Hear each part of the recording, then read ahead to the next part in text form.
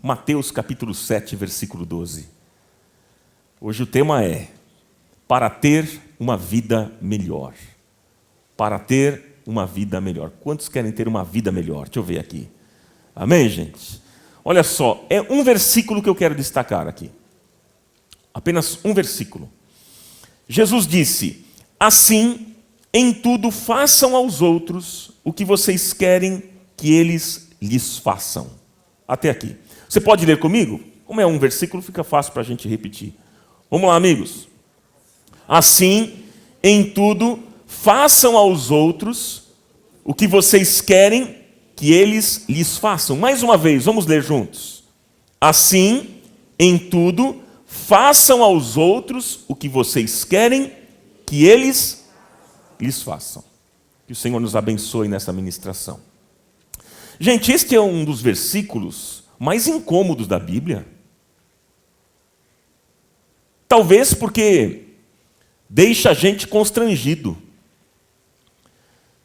Desde o capítulo 5 do Evangelho de Mateus até o capítulo 7, nós temos o relato da pregação mais profunda e mais extensa que Jesus fez e ficou conhecida como o Sermão da Montanha, o famoso Sermão da Montanha.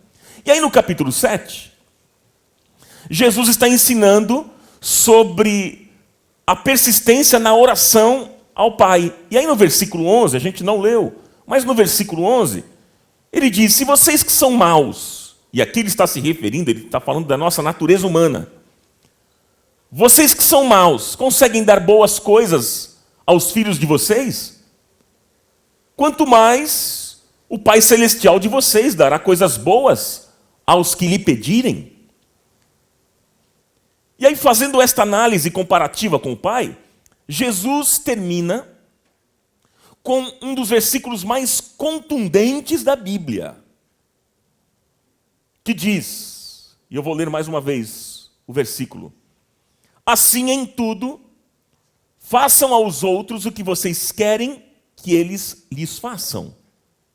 Eu quero convidar mais uma vez para a gente repetir juntos esse versículo. Vamos lá, amigos. Assim em tudo, façam aos outros o que vocês querem que eles lhes façam. Me responda, o que você gostaria que fizessem com você? O que você gostaria que fizessem para você? Pense nisso. Pense nessa pergunta. Gente, este versículo, ele incomoda a gente. E por que esse versículo incomoda tanto? Porque ele é altamente desafiador. Ele diz: aquilo que vocês querem que as pessoas façam com vocês, façam com elas. Irmãos, se a nossa vida fosse regida por esse princípio, eu tenho plena convicção de que o mundo estaria absolutamente diferente. Se agíssemos assim em casa, o nosso relacionamento familiar seria diferente. Se em nossas amizades, meus irmãos, nós usássemos esse princípio, as nossas relações seriam diferentes. Enfim, se o mundo praticasse esse princípio, a vida de todos seria diferente.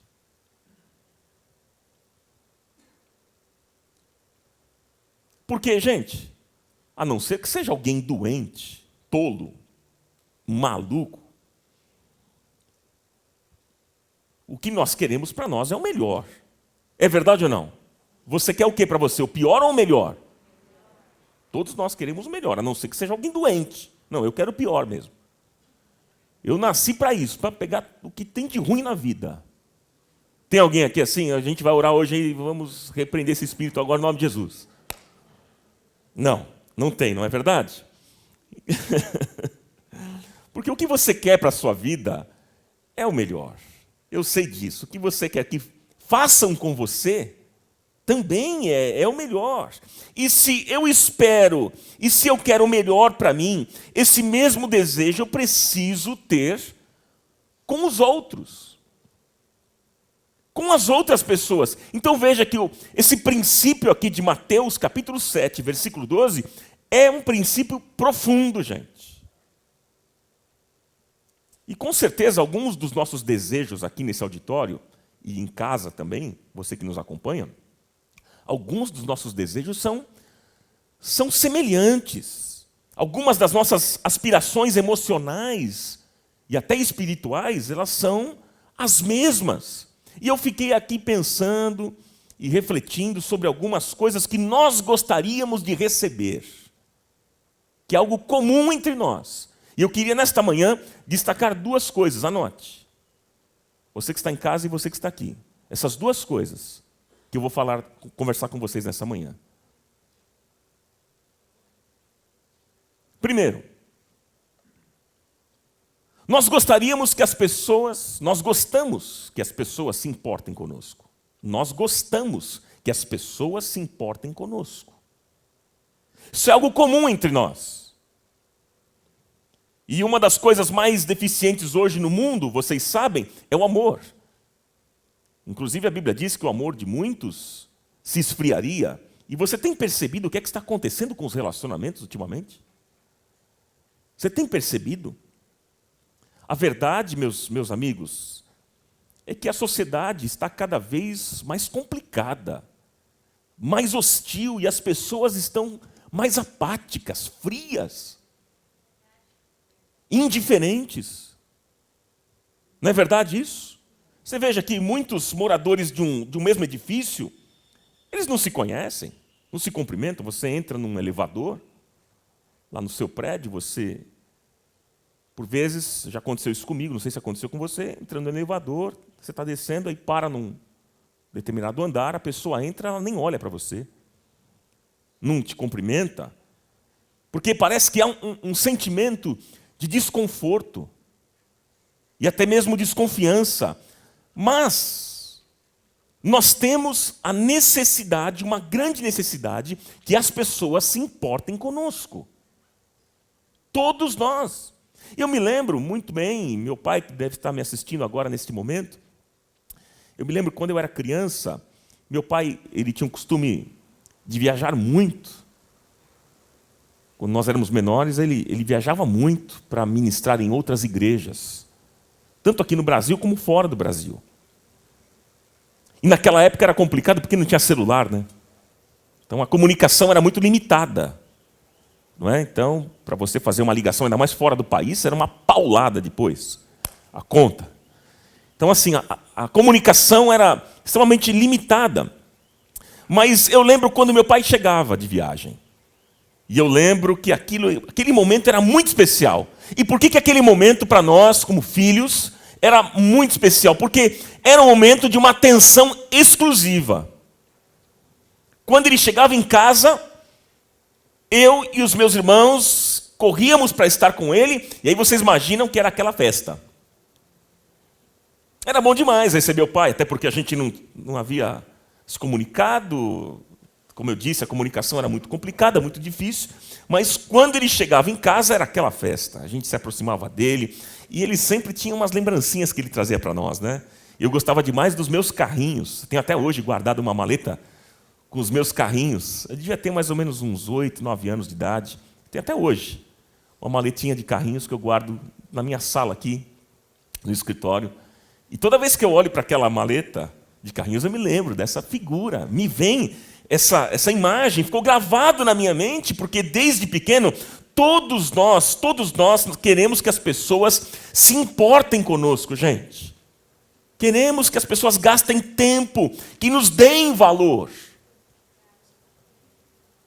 E quanta gente carente de atenção. Quantas pessoas, a psicologia mostra que muitos problemas emocionais estão relacionados com a nossa autoestima. Uma pessoa com baixa autoestima tem comportamentos terríveis.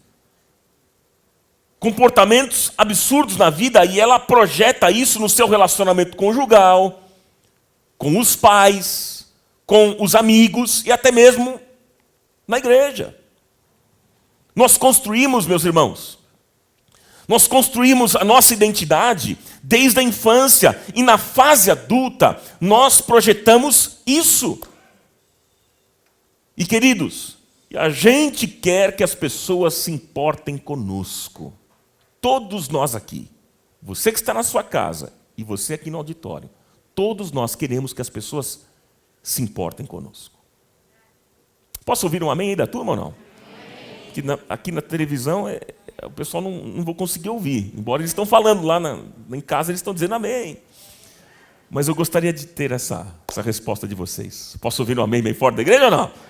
Oh, agora sim, agora eu gostei. Vocês estão acordados. Gente, nós pastores, nós sofremos uma angústia muito grande. Em que sentido? Porque o negócio é o seguinte, vocês acabam guardando mais a nossa fisionomia. Porque nós estamos aqui em evidência. Mas o que acontece? Muitas vezes, quando a gente sai, vai na rua, supermercado, no parque, shopping, principalmente shopping, às vezes a gente não reconhece as pessoas. E às vezes a gente trata alguém como se não conhecesse mesmo, né? Com aquela coisa um pouco mais formal. A pessoa chega toda... Ronaldo! Eu falo, Jesus, quem é? Já aconteceu isso com você ou não? Aí eu falo, poxa, que bom, que legal. Ô, irmão, querido, tal. Sou da comunidade, é mesmo? Faz 5 anos que eu estou lá. Ai, Jesus. E às vezes a gente não conhece, porque quando vocês se aproximam mais da gente, né, e cumprimentam a gente, conversam com a gente no final do culto, a gente tem a possibilidade de conhecer melhor, mas às vezes tem pessoas que estão aqui no nosso meio, que elas não têm coragem de falar com a gente. Às vezes elas sentam lá no fundo, escondidinho, chegam atrasados e saem antes do culto, e a gente às vezes não sabe. Então, o que acontece? Às vezes a pessoa encontra com a gente e nós temos uma reação como se a gente não conhecesse essa pessoa, e a pessoa por vezes se sente desprezada. E logo ela diz assim, poxa vida, o pastor não me deu atenção. O pastor não falou comigo. E aí a pessoa já liga a seguinte coisa. Em casa, os meus pais não se importavam comigo. E aí eu vou à igreja e o pastor também não se importa comigo. E aí a pessoa fica mal, fica magoada, chateada. E eu conheço gente que foi embora da igreja por causa disso. Isso é triste. Isso é triste. Então, isso é constrangedor. A gente fica, por vezes, pastores, numa situação complicada. Fica numa situação difícil. Quero abrir meu coração com vocês. Vocês entendem, irmãos? Então, obrigado. Obrigado. Depois paga uma boa picanha para mim e fica tudo resolvido. A gente se conhece melhor. Tá bom? Pois é. Mas porque, no fim, queridos, no fim, todos nós gostamos de alguém que se importe conosco. Essa é a verdade. E você sabe qual é a maior evidência de amor? É quando você se importa realmente com alguém, é o tempo que se dedica ao outro. Quando você investe, veja só, quando você investe o seu tempo em alguém, quando você cancela alguma coisa na sua agenda para estar com essa pessoa, quando você muda o rumo daquilo que você pretendia fazer para dar uma atenção especial, para atender alguém, gente, isso é extremamente importante. Porque você dá uma mensagem para essa pessoa, você diz, você é importante.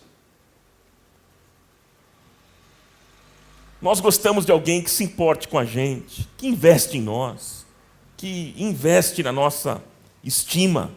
Mas o que me chama a atenção desse versículo, meus irmãos, observe que a grande questão aqui do que Jesus disse, ele diz o seguinte, se vocês querem que façam isso com vocês, então, disse Jesus, façam isso com as pessoas. Façam isso com os outros. O que me chama a atenção é que parece que Jesus aqui inverte o jogo.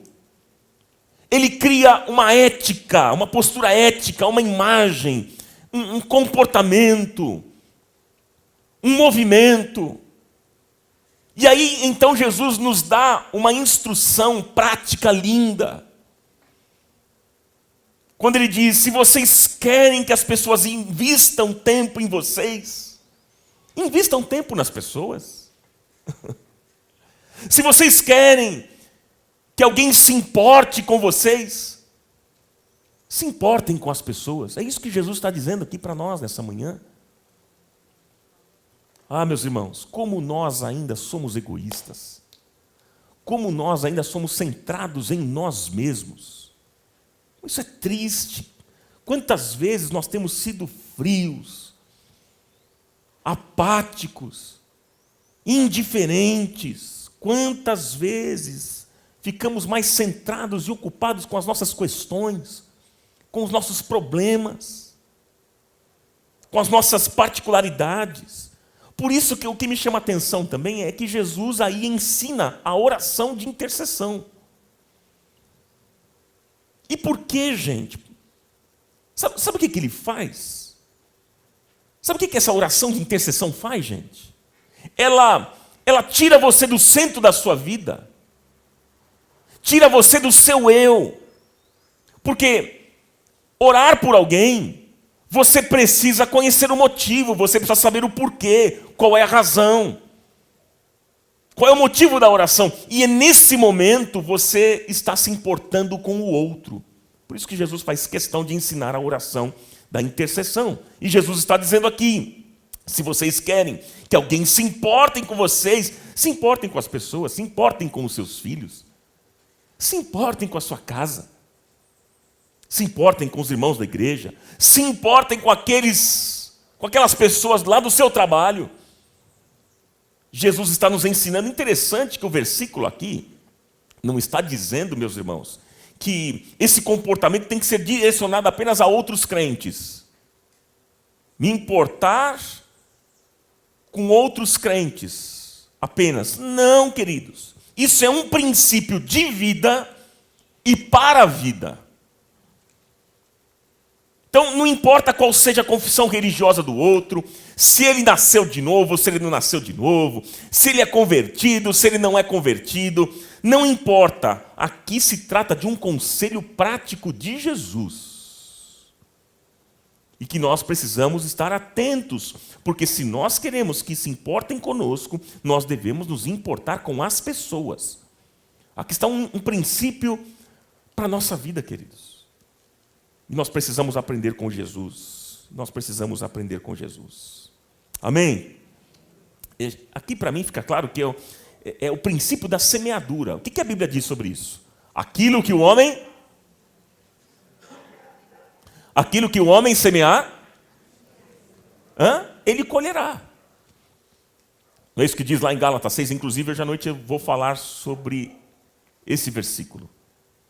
Se você não estiver aqui conosco, nesse auditório, você acompanhe na transmissão, que eu vou falar sobre esse princípio, que é poderoso para a nossa vida. Então, é interessante que você pode observar quando alguém é amável. Tem gente que é gente boa. Gente de sorriso fácil. Corintiano. Sofredor, cara. Mas sempre com um sorriso bom. Eles dão risada, né? Tem gente amável que investe tempo no outro, investe atenção no outro. E essa pessoa pode perceber, ela sempre está cercada de amigos. Ela nunca está só. Ela sempre tem alguém na sua casa, ou ligando para ela. Sempre assim. Vou contar uma coisa para vocês aqui que já que meu pai não está aqui, ele está na transmissão, mas faz de conta que ele não está ouvindo. É impressionante como eu vejo meu pai sempre dando atenção para as pessoas. É um telefonema, é uma mensagem, o tempo todo. E sabe o que acontece? Eu percebo que quando ele está vivendo um tempo difícil, de crise, ele nunca está sozinho. Além de nós, família, os filhos estarem com ele, tem pessoas enviando mensagem e querendo estar junto. Agora a gente não pode estar junto. Vocês sabem do motivo.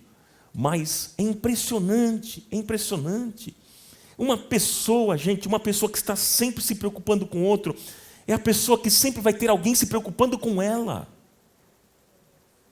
É uma pessoa que, quando está mal, quando está enferma, quando está doente, parece que a igreja toda se mobiliza. A igreja toda vai visitar essa pessoa. Todo mundo parece que se preocupa com ela. É gente boa. E você é gente boa? Você na transmissão, você é gente boa? Ou você é chato?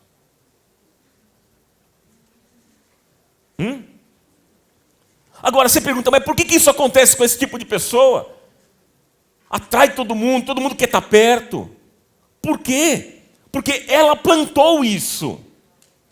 É o princípio. Ela tem respeitado o princípio espiritual da semeadura. Gente, essa pessoa tem plantado e se importado com os outros. E aí, Jesus diz: aquilo que vocês querem que façam com vocês, façam com as pessoas. Nós gostamos que as pessoas se importem conosco. Esse é um primeiro aspecto, que é algo comum entre nós. Há um segundo aspecto que eu vou deixar para o seu coração, anote. Segundo aspecto, nós gostamos de ser perdoados. Você pode repetir isso? Vamos lá, você em casa e aqui também? Vamos lá. Nós gostamos de ser perdoados. Gostamos de ser perdoados. Gente, todos nós, sem exceção, magoamos alguém e somos magoados também ao longo da vida. Todos nós decepcionamos alguém e fomos decepcionados. Já fomos frustrados, ficamos frustrados e frustramos outros. E muitas vezes, queridos, muitas vezes as pessoas, elas não dão para nós aquilo que nós queríamos. Não dão aquilo que nós desejávamos. E então nos frustramos. Às vezes, aquele abraço que você esperava do seu pai, você não teve. E aí vem a dívida. Vem o quê? A dívida. E o que é essa dívida, gente? É a mágoa. É o ressentimento. É a amargura. É aquela coisa que você não diz, mas está lá dentro e frustrou o seu coração. E quando isso acontece, a nossa tendência é dizer o seguinte: poxa, eu esperava algo melhor dessa pessoa. Eu esperava uma atitude melhor, uma atitude boa dessa pessoa, um carinho. Eu esperava uma palavra boa, eu esperava um abraço e não houve nada. E essa mágoa acaba gerando uma ferida. E a ferida precisa ser tratada, ser curada, precisa ser perdoada. Todos nós aqui gostaríamos de receber perdão quando a gente magoa. É verdade ou não? Sim, quando a gente fere as pessoas. Mas aí volta o versículo e diz assim para você nesta manhã, para mim e para você: se você gosta, se você quer receber perdão, perdoe os outros. Você quer receber perdão? Você gosta de receber perdão? Você quer receber perdão? Perdoe os outros. Perdoe os outros. Aliás, essa ideia está incluída na oração do Pai Nosso, que Jesus ensinou lá em Mateus, no capítulo 6. Perdoa as nossas dívidas, assim como nós perdoamos aqueles que nos devem. Então, há de novo a ideia da plantação aqui, de uma maneira linda. Porque nós queremos que as pessoas que magoamos, aquelas pessoas que machucamos, que frustramos, ou até mesmo decepcionamos, que elas nos perdoem. Nós desejamos isso. Ah, queridos, como nós desejamos ser perdoados. Como nós queremos ser perdoados. Mas, se você quer que as pessoas te perdoem, você precisa também perdoar as pessoas como um dia Deus perdoou as suas dívidas. Esse é um exercício para nós diário, queridos. Nós queremos receber o perdão de Deus. E nós queremos também receber o perdão do outro. das pessoas. E o salmista diz, né? O salmista diz assim: bem-aventurado é aquele cujo pecado é perdoado e cuja transgressão foi coberta. Palavras do salmista. E por que isso? Por que é feliz? Por que é feliz aquele cujo pecado é perdoado? Porque o perdão traz leveza. Gente, o perdão traz alegria. Devolve alegria. Ah, meus irmãos, então se você recebeu o perdão de Deus, se você um dia foi perdoado por alguém, aprenda a perdoar o outro também. É um exercício que Jesus propõe para nós. Você viu um versículozinho aqui que a gente leu? Propõe para nós. Olha quanta coisa. Perdoe aquela pessoa que te traiu. Perdoe aquela pessoa que te ofendeu.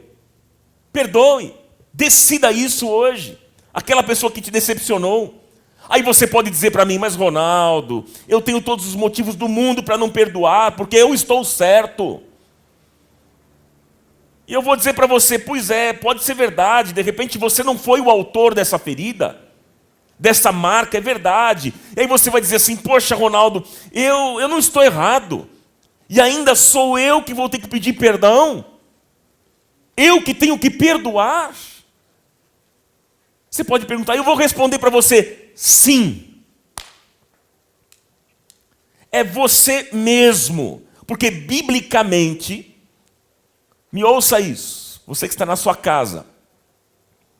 Biblicamente, perdoar não é uma sugestão, é uma ordem de Jesus. Jesus não sugeriu assim: olha, eu sugiro a vocês, sugiro uma sugestãozinha aí e tal, vocês perdoarem as pessoas que machucaram vocês. Não é sugestão, é uma ordem de Jesus. Por isso que amar e perdoar não é uma questão de sentimento, e você já sabe disso. Amar e perdoar é uma decisão. Eu decido perdoar. Eu decido perdoar. E perdoar, gente, deixa eu dizer uma coisa importante para vocês. Perdoar não é esquecer. Não, perdoar você tem que esquecer. Não, você não vai esquecer. Como é que você vai esquecer de momentos fortes, marcantes da sua vida? Sendo que a sua memória é uma parte viva que está dentro de você. Como é que dá para a gente esquecer momentos marcantes da nossa vida? Tanto de coisas boas quanto de coisas ruins. Eu me lembro de praticamente tudo. Das coisas boas, marcantes que eu vivi, e de coisas ruins também.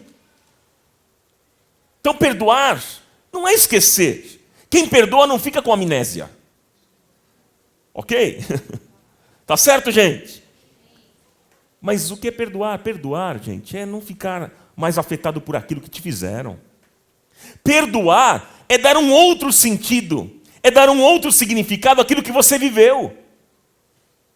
Isso é perdoar. Perdoar é quando aquilo que foi feito já não te incomoda mais.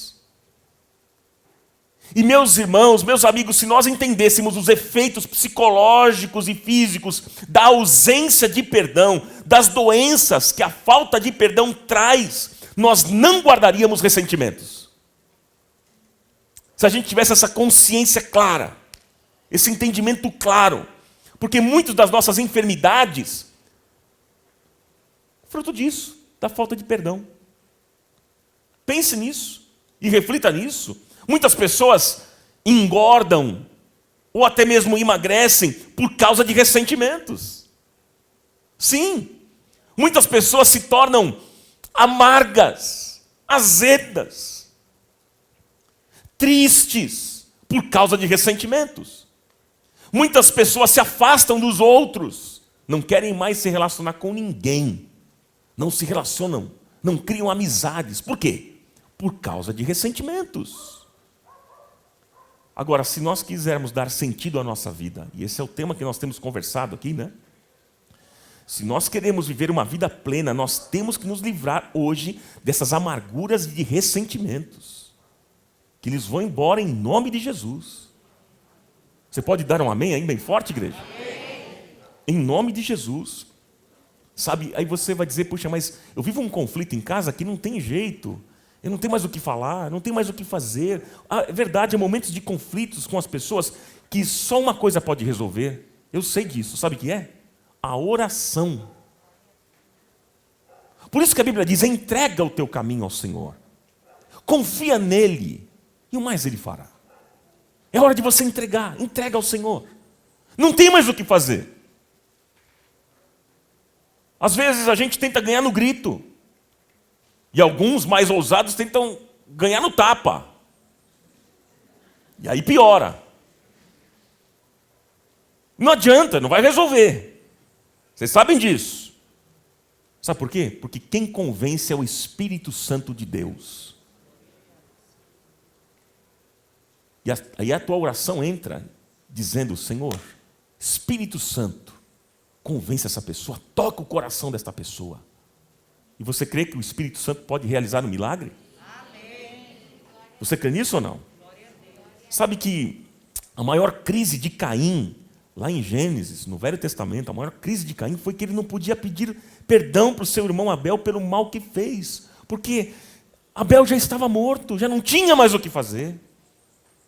Que triste isso. Quanta amargura no coração, gente. E muitas pessoas vivem assim, presos a esses ressentimentos. Meus irmãos, sabe o que é que nos impede de chegarmos ao outro, de resolvermos os problemas da nossa vida?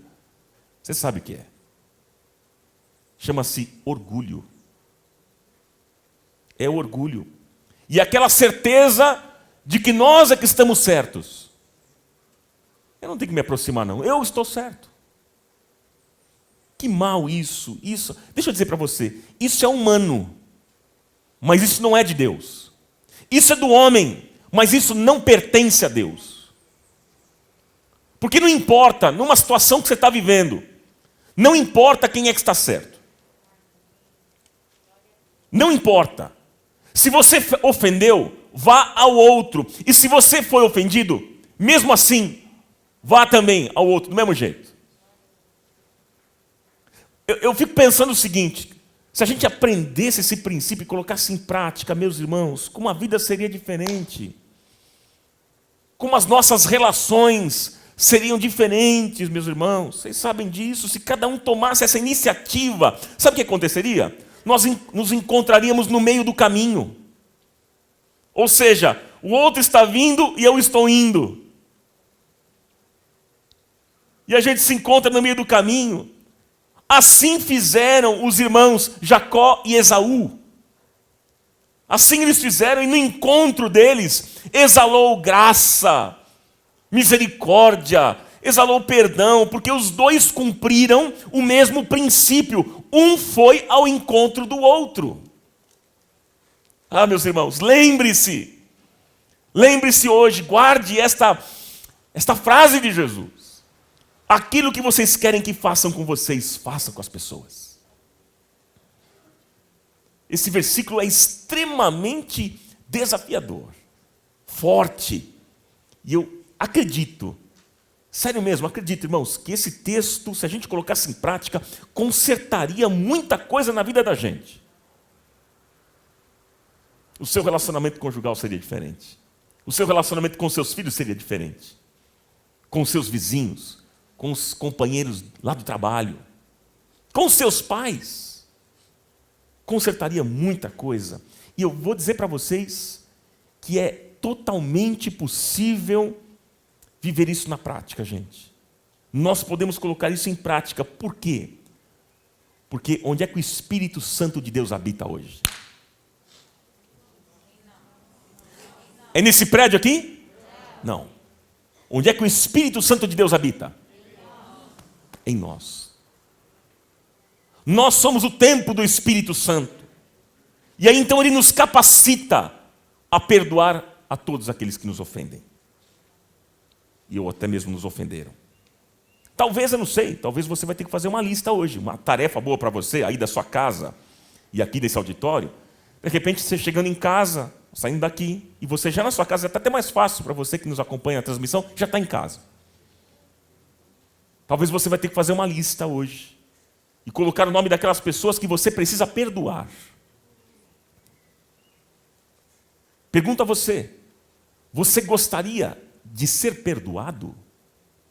Então perdoe Você gostaria muito de receber atenção? Então dê atenção ao outro.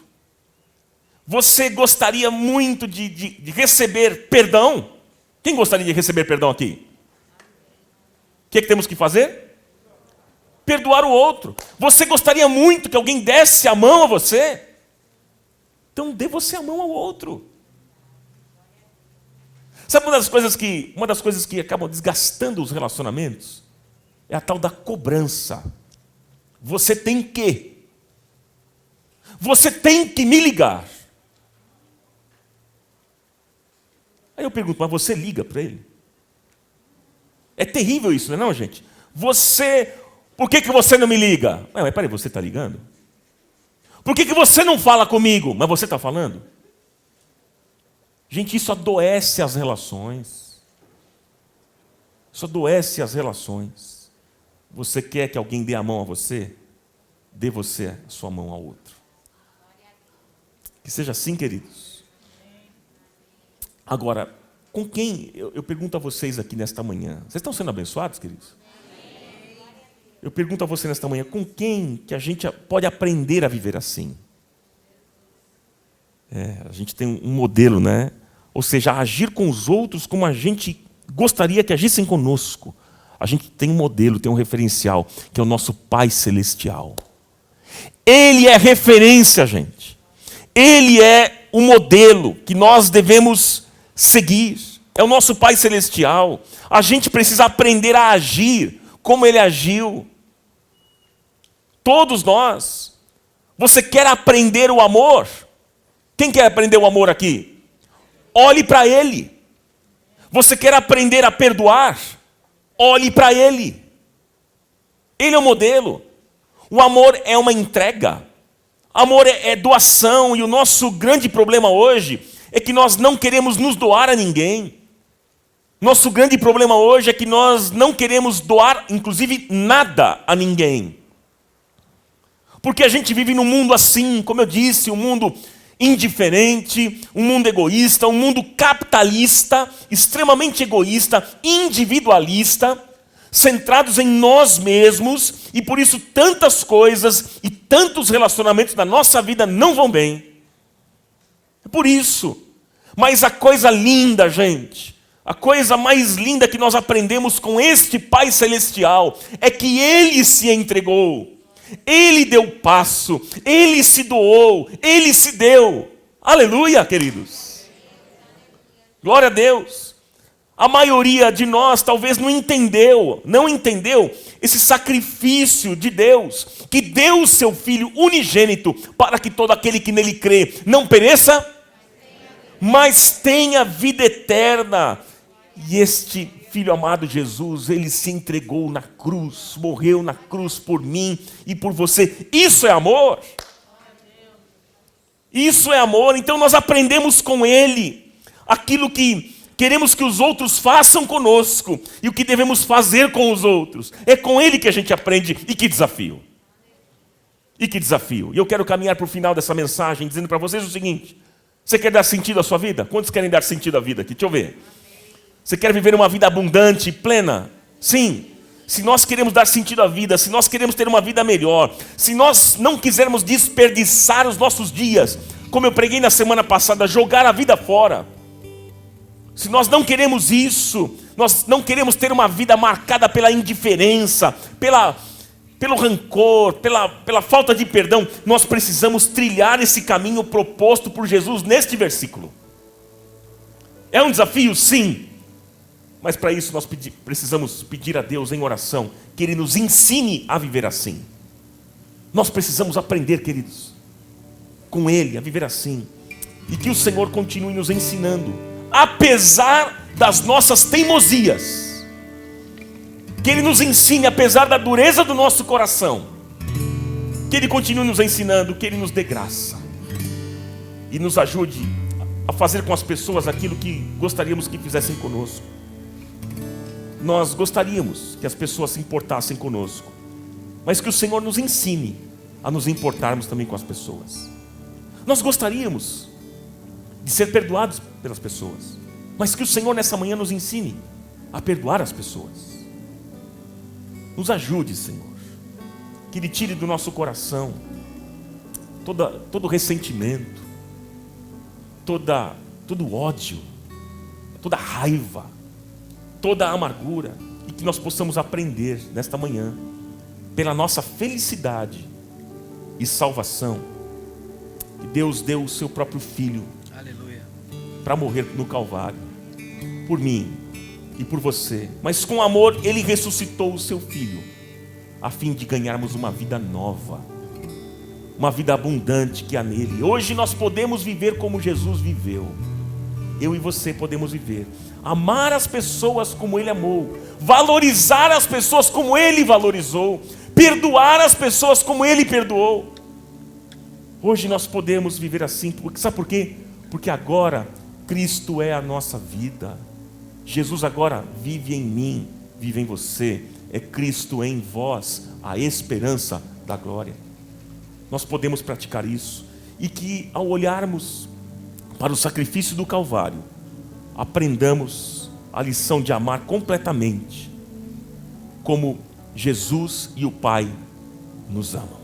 E que assim seja. Amém.